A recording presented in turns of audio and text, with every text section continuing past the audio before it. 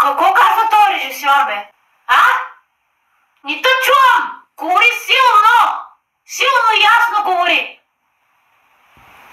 Режисьор!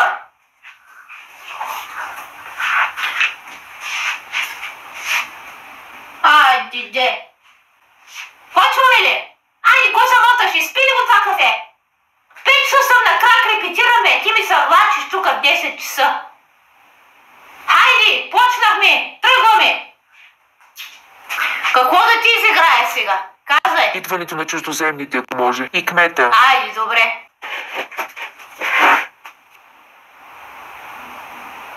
Спря! Отива и казва Анке да популяризираш селският туризъм.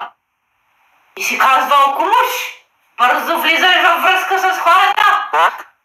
Кмета ме езика. Ела тук, Анке. Ела тук близичко да можем да се чуем, бе. Слушай, масика.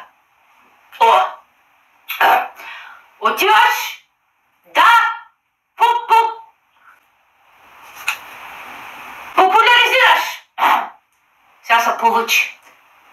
Селският туризъм на международна почва. Бабанке, дай още един, моля ти. Добре, бе, пак ще го кажа. Хайде, стига мрънка! Значи, отивам аз при кмета. И той ми казва, Анке, ела тук по-близо, да можем да се чуваме. Слушай ме внимателно сега. Изпращам те на международна мисия по популяризиране